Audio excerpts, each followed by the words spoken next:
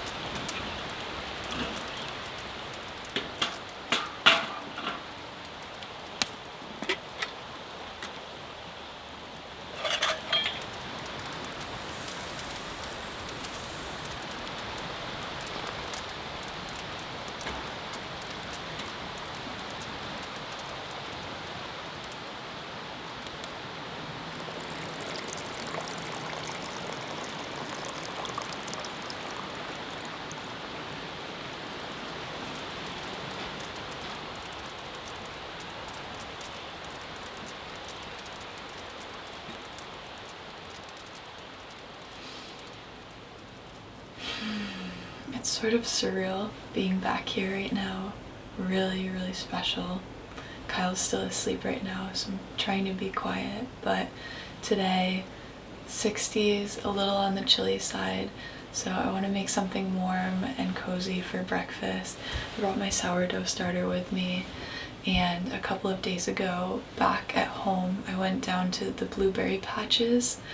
The bushes were ripening like crazy, tons of delicious blueberries. Collected as many as I can. I spent a lot of time there sitting, munching, walking through the different bushes. There's a couple different kinds of blueberries there.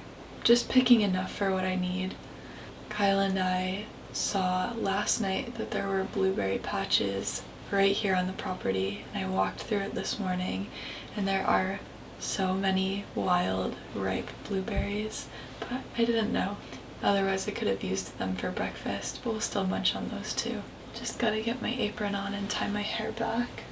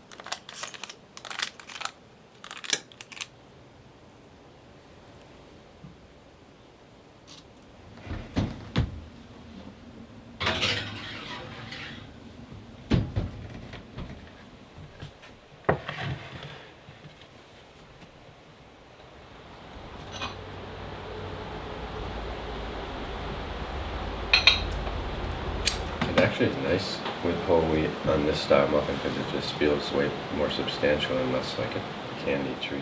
Mm-hmm.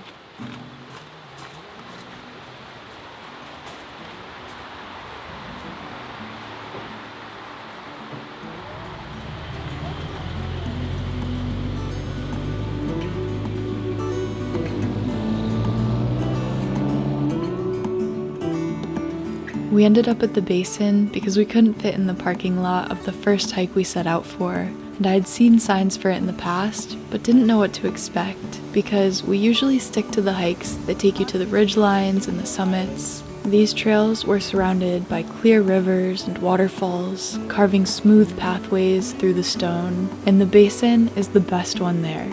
It's a huge glacial pothole, 30 feet in diameter and 15 feet deep, that resulted from the end of the last ice age, and for a short walk with a relatively flat terrain, it was an incredible sight to see.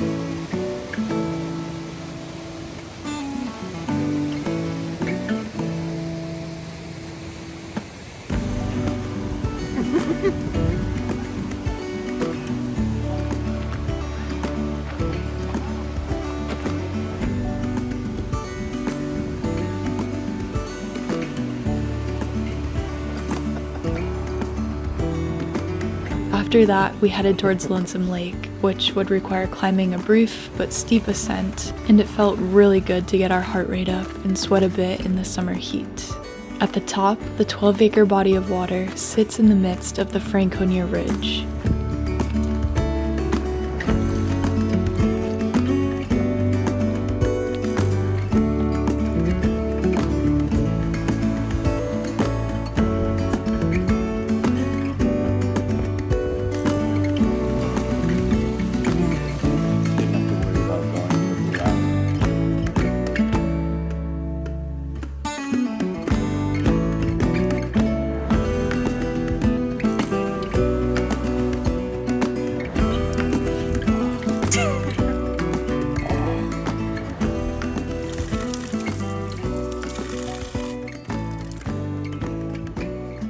So we did the lap around the entire lake, sat a bit to take it all in, and then got some food at the local brewery before stopping by a good friend's shop in Bethlehem. Really, it is one of the best stores I've ever been in, and it's a must-see if you're in the area. I've never seen one like that. With a side popper? Yeah. I think it's from the 60s. Yeah, that's super. Do you have any smaller? Yeah, probably. Well, yeah. Probably not much smaller. That might be the one.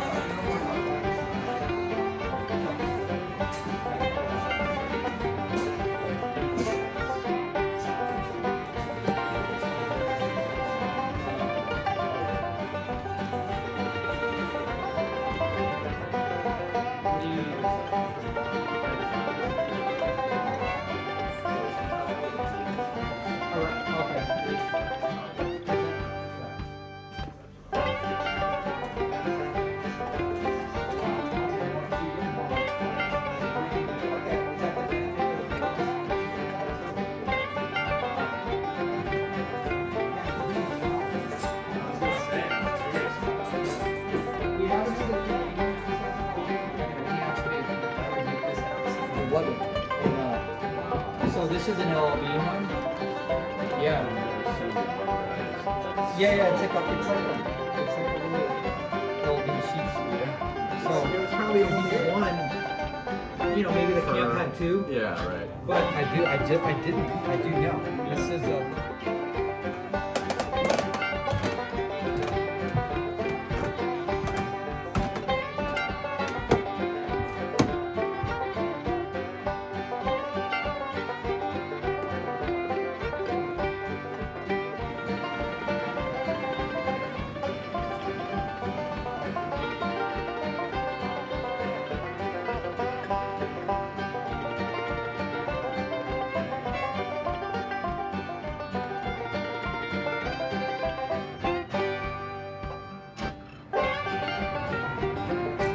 every time I come here, I want every single thing I see. Nick does such a good job at curating. Like, you can see there's so many different types of things, but the way that it all comes together and everything is so well done. And I found a dress that was here last time I was here, and I said if it was here again, I was probably going to get it. So maybe I will, but I would have to try it on. You see, like, amazing, amazing store.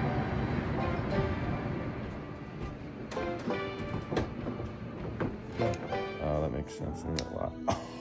And then you lock it, you spin it. That is. That you can't get that. I love it.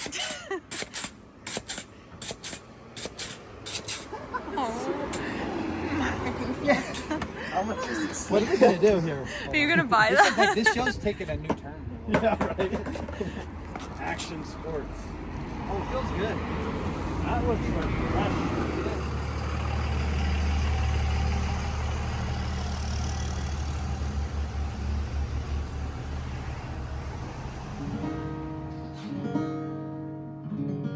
Close enough.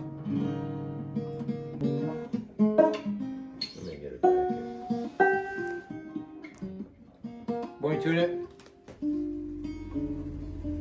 Day 2 of our trip was all about slowing down. We found this little spot where no one else was, called the 100-Acre Woods. We spent hours weaving through the forest trails and walking along the river. The only sounds were the birds and frogs, our boots against the earth, the gentle flow of water, and some wind in the trees. And we'd pause here and there, admiring the creatures and the wildflowers, because when you make the effort to be totally present and observant, it feels like time has a way of moving at a much more gradual pace.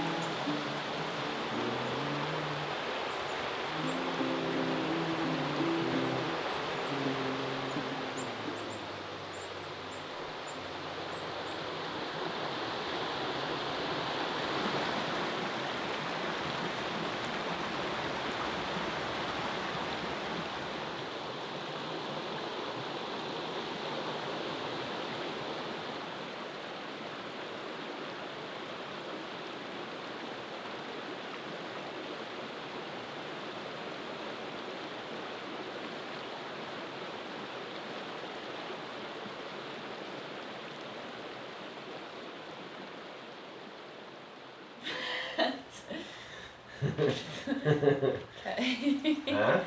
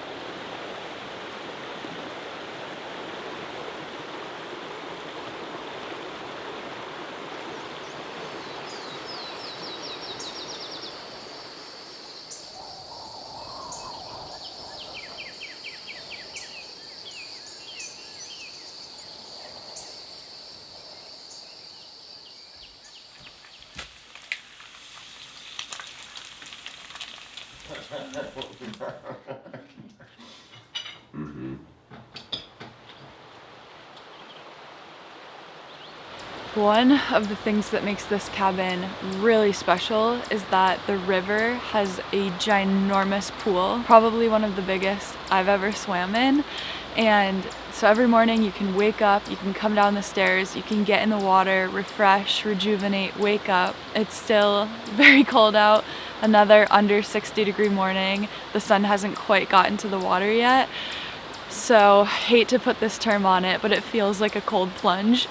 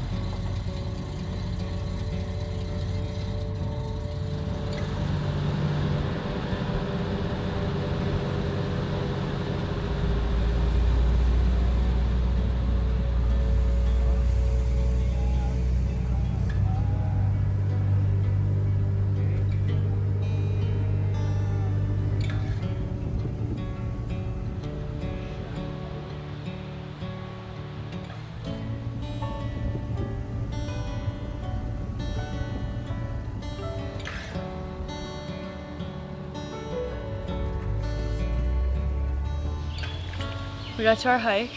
It's pretty late in the afternoon and 75, maybe 80 degrees now. It's really hot and full sun. It's hotter in the sun. Yeah, this is the only spot that we have shade right now. But on the drive up, I think I saw the peak and it looked really, really cool. So I'm excited to see what ends up happening. So due to a knee injury that Kyle has, we didn't end this trip with that summit we planned on, but we still left with exactly what we came for.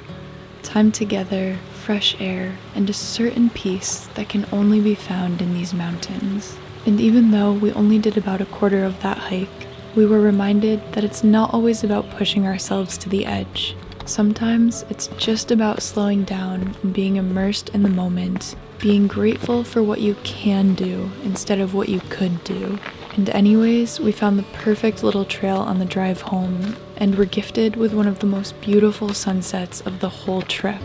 And that said, we're already looking forward to coming back when Kyle's healed. And in the meantime, we're beyond excited to hit the road this fall and capture the magic of New England's foliage. The adventure is just about to get started.